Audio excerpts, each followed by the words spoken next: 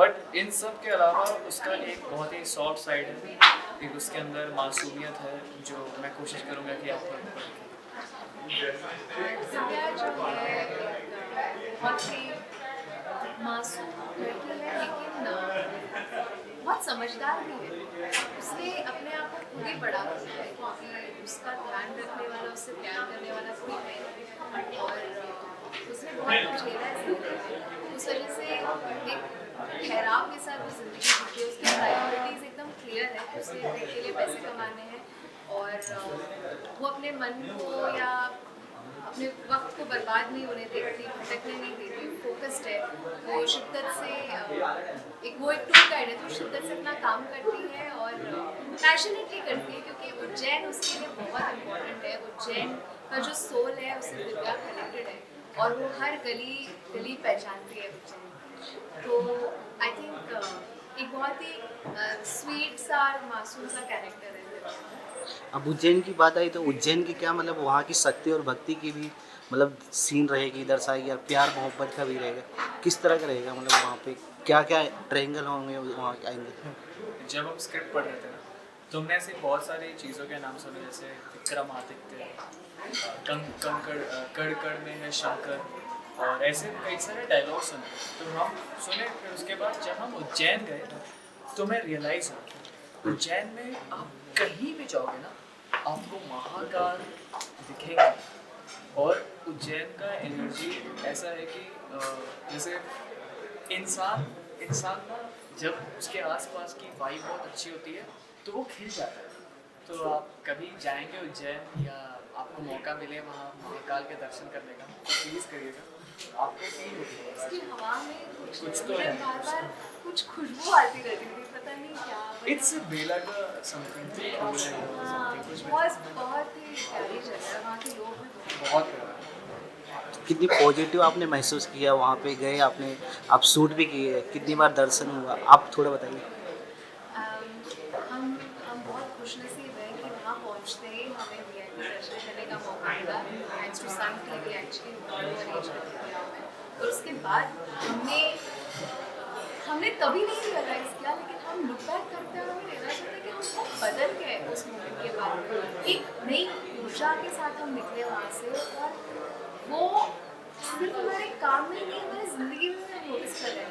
एक अलग सा ठहराव मैं महसूस कर पा रही हूँ और एक पूरे क्रू के साथ, तो सब चाहते थे, जब भी जिसको भी मौका मिलता था वो दर्शन करके आते थे। तो एक महाकाल के थ्रू ही हमारी अनसेड बॉन्डिंग हो गई है और बहुत ही स्पेशल है वो, क्योंकि जो चीज़ें ऐसी एफर्टलेसली बन जाती है ना, जिसमें जो बॉन्ड सबसे प्योर वही होता है जिनमें आप बिना कोई एफर्ट लिए वो ऐसे ही ऑर्गेनिकली बन जाते हैं और इतनी जल्दी इतने स्ट्रॉन्ग बॉन्ड्स बने हैं कि यकीन भी नहीं होता। तो I think it is a very कुछ तो डिवाइन कनेक्शन तो है और महाकालेश्वर के दर्शन करने के बाद बहुत फर्क पड़ा है। मतलब आपके करेक्टर की बात करें, मतलब जैसे वहाँ पे शक्ति भक्ति की बात करें, मतलब वहाँ पे और क्या क्या चीज़ें दर्शाएंगे? वहाँ बहुत चीज़ें यूनिक चीज़ें हैं एक्चुअली। मुझे मौका तो बिल्कुल मिल नहीं रहा था एक्सप्लोर करने का, मेरी बहुत इच्छा थी, लेकिन जब भी मौका मिलता था मैं उसको जल्दी जल्दी ऐसे सब देख आती थी। तो महाकालेश्वर बहुत डिटेल में देखा हमने और फिर महाकाल लोक में मुझे शूट करने का मौका मिला और आज तक टीवी पे हमने महाकाल लोक पूरा दिखाया नहीं है। वो 900 मीटर लंबा है, वहाँ पे 100 से ज़्यादा बहुत सारी मूर्तियाँ हैं शिव जी से रिलेटेड और इतनी मैग्निफिसेंट आर्किटेक्चर है वो, इतनी डिटेलिंग के साथ कारीगरी की गई है कि आपको गूज़बम्स आ जाएंगे देखते हुए। और बहुत यूनिक टेम्पल्स भी हैं। एक मंगल भगवान का शायद इकलौता टेम्पल है वहाँ पे।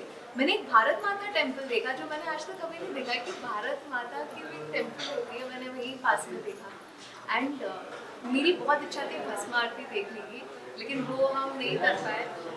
हम बहुत ही टाइट स्केड्यूल में शूट कर रहे थे, लेकिन आई एम श्योर दैट मैं वापस वहाँ जाने वाली हूँ और थोड़े लंबे टाइम तक रुक के वहाँ के कल्चर को ऑब्जर्व करेंगे। इसके साथ साथ और क्या देखने को मिलेगा, जैसे कि माया भी है, मतलब प्रेम लव भी है, और धर्म से भी अध्यात्म में भी जुड़ा है, तो क्या मतलब निगेटिव मतलब क्या होने वाला है आपकी ज़िंदगी में, क्या इससे तूफान कौन लाने वाला है, इसके बारे में थोड़ा? हमारी ज़िंदगी की सबसे बड़ी तूफान है, उसका नाम है कर्म।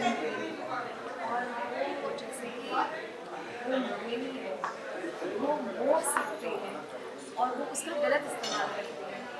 तो लेकिन हमारी प्रेम और विद्या जो है, उनकी जो ओरिजिन्स है, जो आप पहले एपिसोड देखेंगे तो आपको पता चलेगा कि एक्चुअली वो है क्या। तो आपको उसमें पता चलेगा कि इस धरती के सबसे पॉजिटिव एनर्जीज हैं, और जब वो साथ होते हैं वो एनर्जी सबसे ज़्यादा पॉजिटिव हो जाती है, एक दूसरे के बिना अधूरे रहते हैं। तो आई थिंक कर्णमोहिनी जो है, उसका जो मोटिव है वो भी मैं अब चाहूँगी कि आप फर्स्ट एपिसोड देखेंगे तो आपको पूरे जो वर्ल्ड बिल्डिंग है, जो बेस है स्टोरी का, आपको समझ में आएगा उसमें। तो वो जो उनकी जो उसका जो गोल है, जो एम है, उसमें हम अक्सर बाधा बन जाते हैं। और जैसे कि आप उज्जैन देखोगे, उज्जैन सबको पता है, वैसे ही आप इसमें मायावन भी देखोगे, जिसकी अलग कहानी है, जो दिखता बिल्कुल अलग है, जहाँ के फूल कैसे हैं, जहाँ के पेड़ कैसे हैं, तो वो आपको देख के बहुत मज़ा आएगा। लाइक एक हाथ पे आप देख रहे हो कि सुंदर Ujjain, Mahakal, on the other hand you are seeing Mayavan, जो बिल्कुल अलग है। तो आपको ना, आपका जो इंटरेस्ट है वो बना ही रहेगा। बात करें आप लोग का भी मतलब आपके जो टाइटू है भगवान मतलब त्रिशूल का, आप लोग कितने अध्यात्म से जुड़े हो बचपन से, मतलब होता ना अभी शो भी ऐसा मिल गया, लगता भी आप लोग इतना बात कर रहे हैं। मैं तो बचपन से ही, मुझे याद है कि मैं बहुत ही छोटा भी था, तो मैं बैठ के हनुमान चालीसा पढ़ता रहता था। मेरे घर में मेरे पापा अभी तो नहीं है, तो उनकी डेथ हो गई, तो वो भी हमेशा से एक मंदिर था कानपुर में जो वो हमेशा जाते थे। तो मैं उनसे पूछता रहता था, अरे कौन से भगवान का मंदिर है, तो मुझे बताते थे कि वो शिव जी का है। तो कुछ तो है बचपन से ही कि ये शायद उनकी वजह से ही मुझे आज मिला। मैम आप बहुत ही स्ट्रॉन्ग कनेक्शन है मेरा बचपन से। और मैं भरतनाट्यम सीखती थी तो नटराज जो है, नाट्य शास्त्र जो है, वो शिव जी से ही ओरिजिनेट हुआ है। तो पता नहीं, मुझे मेरी फेंट जो बहुत अर्ली बचपन की मेमोरीज ऐसी हैं कि मुझे पहले डर लगता था उनसे, पता नहीं क्यों। और वो डर वो वाला डर नहीं है, मतलब क्योंकि आपको अक्सर बताया जाता है कि ही इज़ द डिस्ट्रॉयर। तो मुझे जब हाँ। मैं बहुत छोटी थी, मुझे वो कॉन्सेप्ट समझ नहीं आता था। मैं सोचती थी कि भगवान कुछ डिस्ट्रॉय क्यों करते हैं, पर as I kept growing I understood that it's the most beautiful concept. Lord Shiva का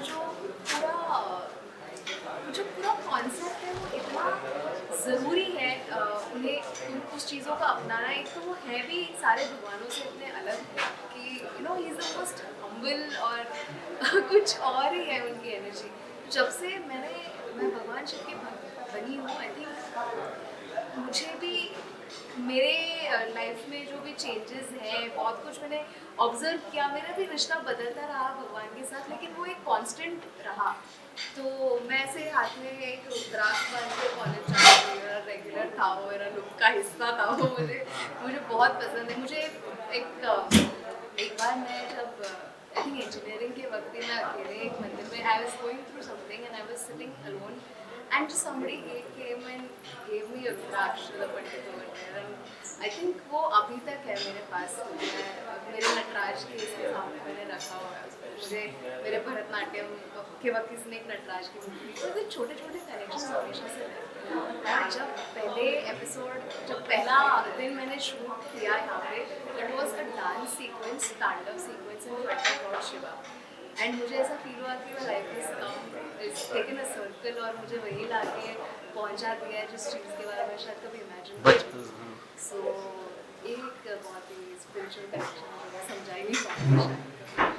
तो आप लोगों ने कभी बचपन से सोचा था हमें जाके मतलब चलो अध्यात्म था, इसके बाद करेक्टर मतलब एक्टिंग किस तरह करेक्टर करना और कहाँ से स्टार्ट किया था आपने सोचा था, मतलब कि बचपन में भी कुछ प्लेस होता है ना करना, एक्टिंग करना, प्लेस करना?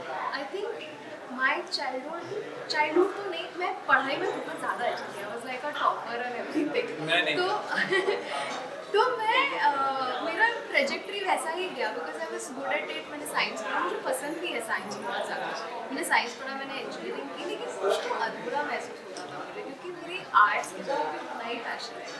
लेकिन जब मैंने इंजीनियरिंग के बाद थोड़े दिन काम किया as a coder, I felt like मुझे ज़िंदगी में रिग्रेट हो जाएगा अगर मैंने ये जो मेरे अंदर से एक कॉलिंग, एक बुलावा आ रहा था, जो कि इट कांट बी इग्नोर्ड। और इसलिए तब तक मुझे ऐसा फील होता था कि मैं बहुत कंफ्यूज चाइल्ड हूँ, मुझे समझ सबको पता होता था मुझे करियर के साथ हमें क्या करना है, मुझे लगता था मैं क्यों इतनी कंफ्यूज हूँ, मैं खुश नहीं हूँ, मुझे समझ नहीं आ रहा है, ऐसा लग रहा है मैं गलत जगह पे हूँ। और वो दिन है और आज का दिन है कि एक दिन ऐसा नहीं लगता है कि मैं वहाँ नहीं हूँ जहाँ मुझे नहीं होना चाहिए। I think ever since I became an actor मुझे समझ में आ गया कि वो कॉलिंग था क्या, वो यही था क्योंकि मुझे यही बनना था। और I am like happiest about that decision. इसलिए मैं अक्सर लोगों को ये कहती हूँ कि इतना स्ट्रॉन्ग बुलावा अगर किसी चीज़ का आ रहा है तो उसे इग्नोर मत कीजिए, एक साइन होता है। और आई थिंक उससे आप जितना इग्नोर करोगे आप खुद से भी दूर होते जाओगे और आपको ज़िंदगी में उतनी अच्छी नहीं लगेगी। तो आई थिंक मेरी जर्नी तो ये है। मैं बचपन से ही जब मूवीज़ वगैरह, मुझे मूवीज़ देखना बहुत ही ज़्यादा पसंद था, स्पेशली बहुत ही छोटे से इंग्लिश मूवीज़ देखता था, स्पाइडरमैन, बैटमैन, क्रिश, कोई गया।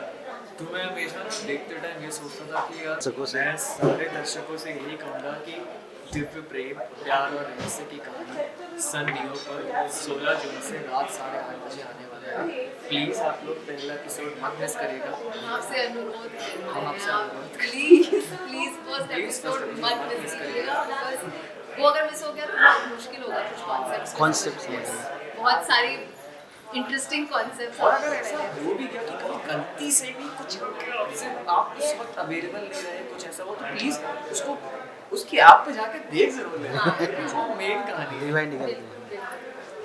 Thank you so much. Thank you so much.